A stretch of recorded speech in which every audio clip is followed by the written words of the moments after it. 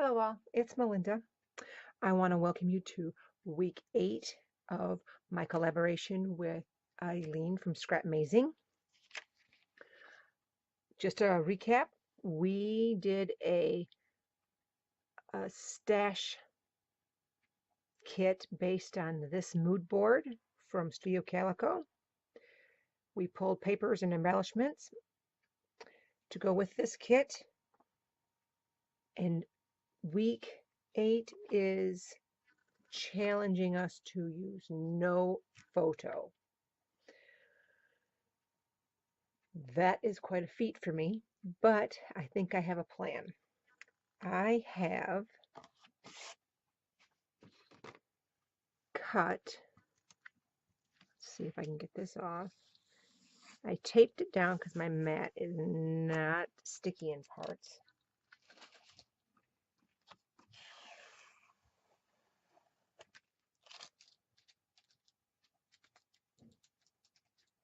I have decided to do a layout about my state, which is Michigan.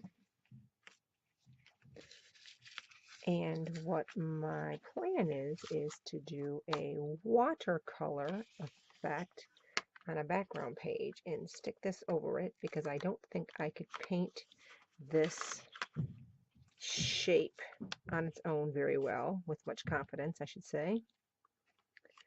So this shape, if I watercolor this background and then stick this over it, glue it down good, the watercolor effect will be under the state. You can put the title here, and this can be my big element that takes up a lot of space. Maybe I'll border it because I do have quite a few papers left in my kit that I haven't used. So we'll see.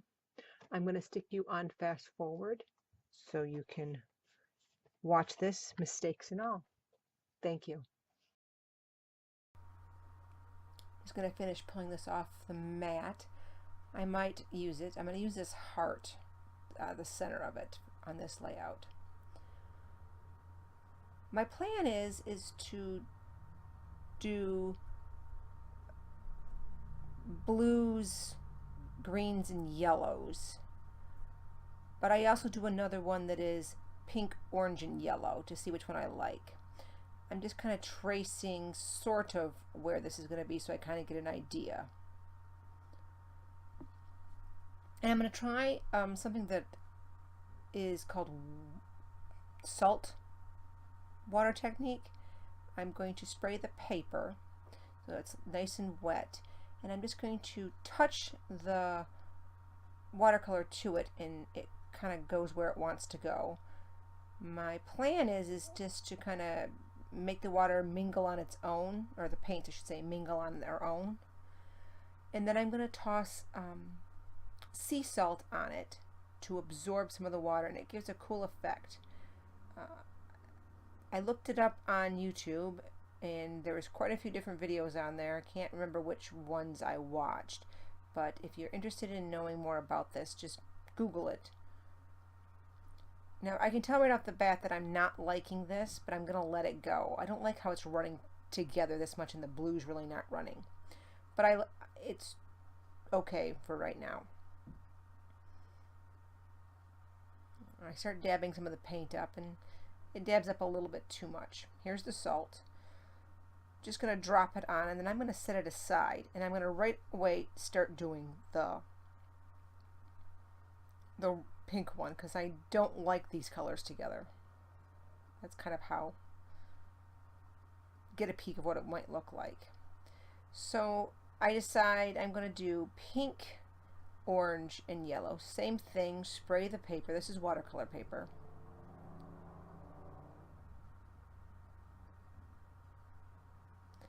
And I'm just going to touch the paint to it randomly, not having any plan in mind. And I'm going to spray some yellow. The yellow doesn't spread nearly as much as the pink does. So I'm going to help it along by spraying some water.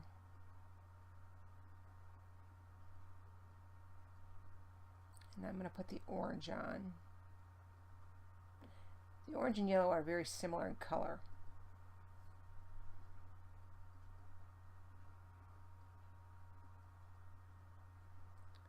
I dab it up and I realize, oh, that was probably the wrong idea. But I'm going to put some salt on, add some more water. What the salt does is the salt attracts the water, absorbs the water. So you kind of got to have the right amount of salt. See, I'm not going, oh, I'm never going to like this. But I let it dry for a little bit, and then I start soaking up some of the water when I think it's a, this is all too light actually. Ends up being, I was a little crazy about that this was going to just be bad colored. I don't mind the colors on it, but it's too light. So what I thought was going to turn out ugly turned out to be not bad. I'm impatient, so instead of letting this sit like overnight, I'm going to start drying it, and I think I'm going to fast forward quite a bit for you because this is kind of boring. And I realized that if I held it in one spot, I could actually see it drying. And there, I fast forwarded for you, and I could see the rings forming around the salt, which was very interesting to me. I'm going to brush off all the extra salt, and I'm really liking this pink one. It's not the color of a Petoskey stone, but it's kind of the look of a Petoskey stone, which is our Michigan's, I guess, stone. So I did it to both of them because I wasn't sure which one I was going to like. And I'm going to show you both. I thought about using one on each, one on the upper part of Michigan and one on the lower part of Michigan. But in the end, I just like the pink tones better because they're brighter. They stand up better than the green one does.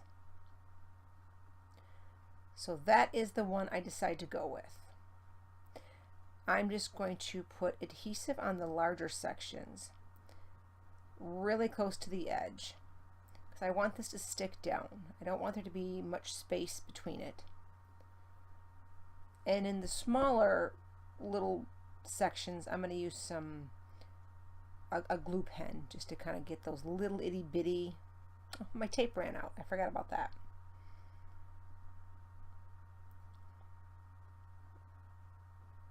It took me many years to figure out how to make that really work, but easy peasy now.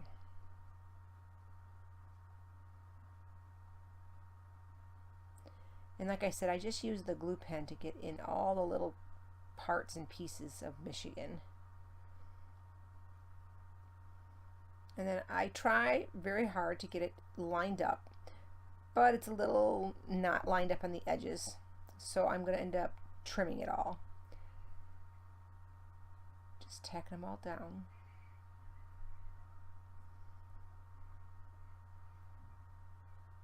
I'm going to pop the heart up on foam to give it some dimension. And I put the heart sort of kind of about where our city is.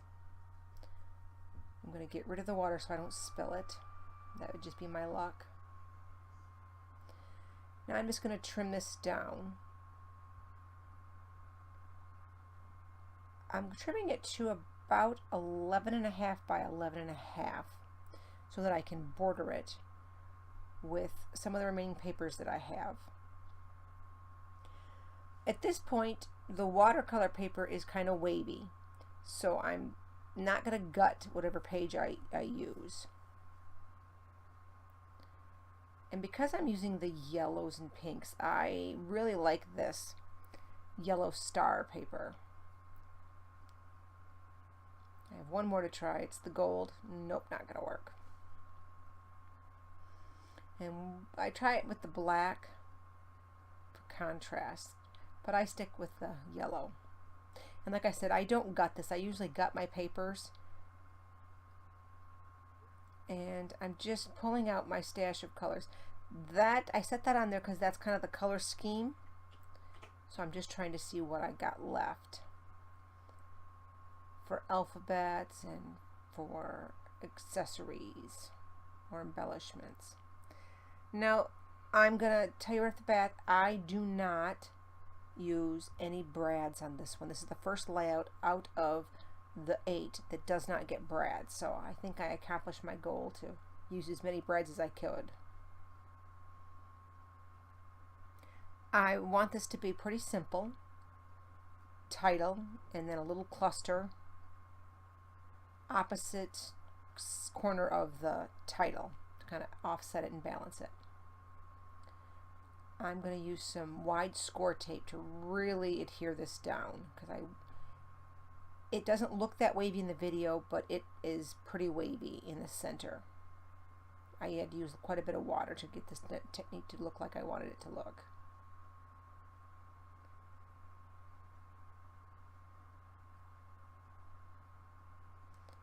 I'm kind of writing my title out so I don't lose it. Depending on a thread color, I end up choosing hot pink.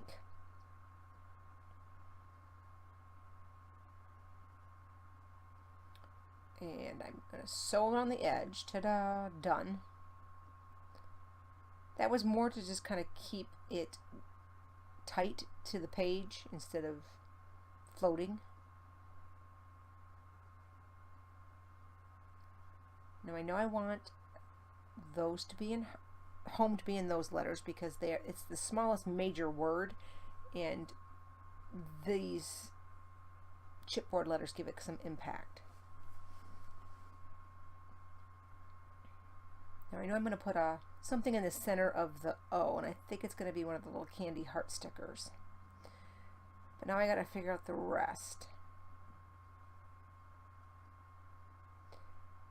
I'm going to use the gold ones for no place. Now this ends up being the shiny gold as opposed to the matte gold that is also the exact same font. And there is and like are going to be in this font.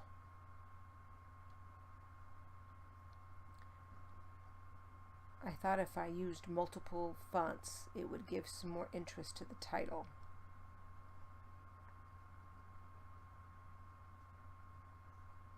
Sorry about that. I think I hit my head on the actual camera.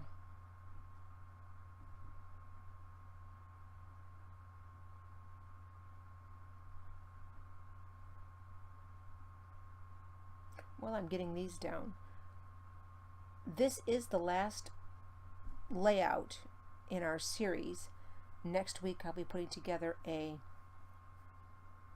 kind of a wrap-up video showing you all the layouts together and showing you what I have left in the kit.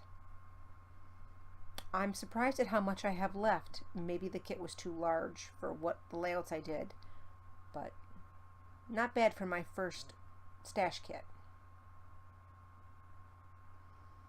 That's basically how they're going to lay out. I believe I'm going to use the ruler so they get them straight. Yep, my T-square ruler. Just going to use the glue pen to get those down. I hope you've been enjoying this series. I have thoroughly enjoyed working with Eileen from Scrapmazing.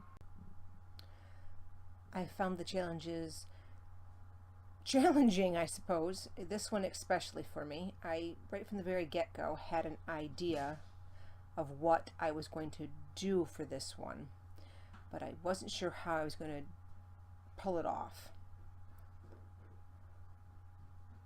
Now the cut file I used was just a picture that I traced from the internet of our state. I cleaned it up a little bit because there's lots of little islandy things and jut outs in Michigan that I just did not want to have to worry about cutting. The no place and home I wanted to be about the same space, so I think I accomplished that by sliding things around a little bit. I'm assuming that anybody could find a picture of their state that they could trace. I used silhouettes studio for my cameo to do it.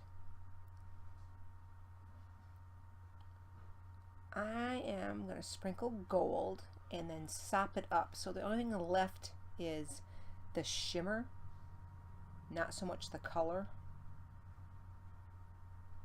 I didn't want to pull away from the state itself. I decide that I really need something in this corner to balance the title. So I'm using some washi tape, and that label is not from my stash. I didn't put labels in my stash, so forgive me for cheating a smidge and pulling that label in. I had an idea that I also wanted to add. Our state has a hashtag that you can post to from Instagram, on Instagram, Pure Michigan. Some of our commercials show pictures of Michigan and say Pure Michigan on them. So I thought that I would use a hashtag and with my black tile stickers and put Pure Michigan.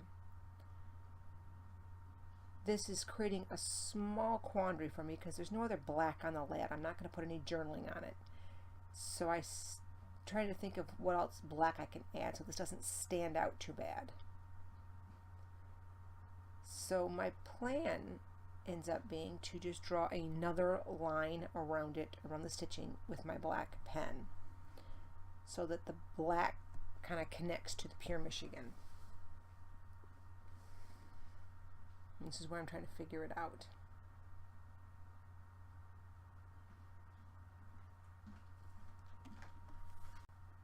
I'm only using the ruler because I don't want it to be too wiggly. I was going more for a, I don't know, straightforward, not a messy look. I didn't want the messy lines to draw away from the actual state in the center. I'm going to give you some slow close-ups here of everything.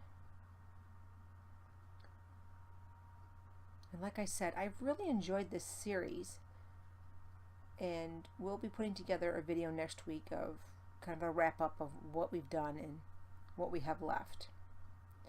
There will also be some close-ups at the end of this. The salt creates almost a shimmer of its own. You can see it in certain lights.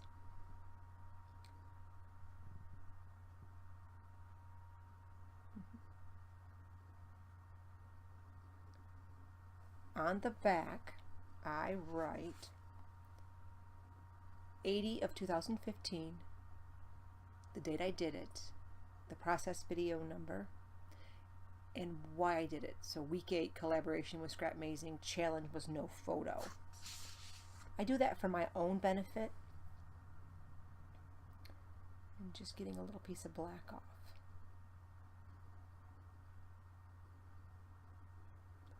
And here are the close-ups. Thank you again for watching. Don't forget to check out Eileen's layout for this week. I will leave a link in the description box below. Thank you very, very much, and I will see you again next week. Bye.